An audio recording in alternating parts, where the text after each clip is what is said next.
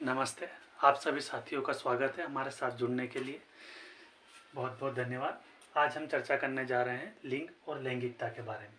लिंग क्या होता है और लैंगिकता क्या होती है, इस पर हम आज डिस्कस करेंगे। तो जैसे कि आपने देखा होगा, हम जब कोई एप्लीकेशन फॉर्म्स भरते हैं या पर कहाँ पर भी हमें हमारा लैंगिकता दर्शानी होती है, वहाँ उस फॉर्म पर लिखा होता है जेंडर। क्या लिखा होता है? जेंडर। तो हम जेंडर उस हिसाब से फिल कर देते, जो मेन होता है वो मेन लिख देता, जो फीमेल होती है वो वुमेन लिख देती है। अब हम बात करते हैं, यहाँ पर हम जेंडर में मेल या फीमेल लिख देते हैं, कभी सभी लिख देते हैं, तो वहाँ पर मिस्टेक हो जाती है। किस कैसे, यह भी हम चर्चा करेंगे किस प्रकार। तो अगर हम सेक्स के बारे में बात करें, लिंग के बारे में पढ़ना शुरू करें, तो हम जानते हैं कि यह बाय बोर्न है, यानी कि जन्म से आपको प्राप्त होता है। बाय बोर्न यानी कि जन्म से आपको प्राप्त होता है। और अगर हम जेंडर या लैंगिकता की बात करें, तो यह क्या है? यह कहाँ से मिलता है आपको? यह जन्म से नहीं मिलता। जन्म से तो आपको मिल गया लिंग, लेकिन लैंगिकता आपको कहाँ से मिलेगी? यह आपको मिलेगी आपकी सोसाइटी और कल्चर से, यानी कि सोसाइटी एंड कल्चर से आपको यह मिलती है। समाज व संस्कृति, समाज व संस्कृति से आप इसे प्राप्त करते हैं। तो अब हम इन्हें डिनोट कैसे करते हैं? जैसे कि सेक्स के बारे में बात करें, तो इसे हम कहते हैं एग्जाम्पल के तौर पर मेल एंड फीमेल, यानी कि नर और मादा। अब जेंडर की बात करें, तो जेंडर में हम वर्ड्स का प्रयोग करते हैं मेल एंड वुमेन।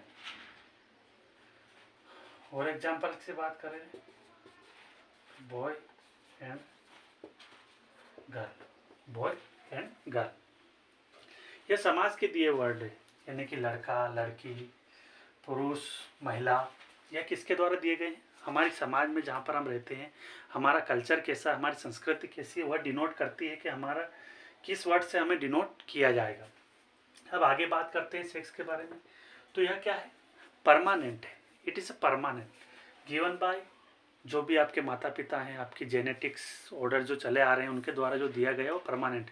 लेकिन आजकल बहुत टेक्नोलॉजीज का यूज़ होने लगा है, विज्ञान ने भी बहुत तरक्की कर ली। उसके अंतर्गत अगर हम देखें, तो जो आपका लिंग है या सेक्स है, आप इसे चेंज कर सकते हैं बाय इट। यह पहले पॉसिबल नहीं था, लेकिन आजकल अब यह पॉसिबल है कि आप इसे चेंज कर सकते हैं विच मेडिकल ट्रीटमेंट्स। किस किस मदद से? मेडिकल ट्रीटमेंट की मदद से। मेडिकल ट्रीटमेंट की मदद से आप इसे चेंज कर सकते हैं, या यूँ साधारण यह चेंज नहीं होता है। और अगर जेंडर या लैंगिकता की बात करें, तो यह समय के साथ बदलता ही रहता है विथ टाइम पीरियड। अगर हम हमारे एंशियंट्स की बात करें, तो उनका जो लैंगिकता थी वह एक बंदर के रूप में थी। उसके बाद में डेवलपमेंट होता गया और वह आगे बढ़ते गए। तो उसमें मेन डिनोट करता है कि समय के साथ में यह चेंज है, बदलता रहता है विथ टाइम पीरियड।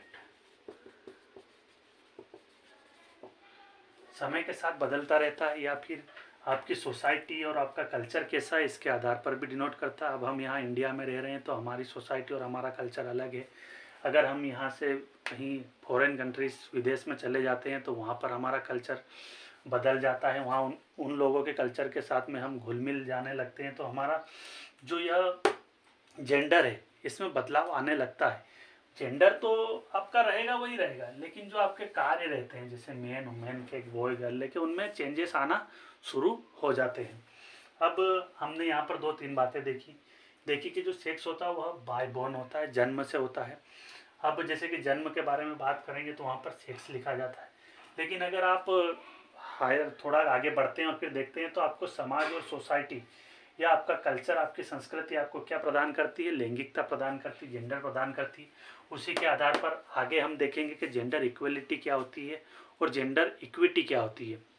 यानी कि लैंगिक समता और लैंगिक समानता क्या क्या होती हैं, इनमें डिफरेंस क्या है, इस पर भी हम चर्चा करेंगे।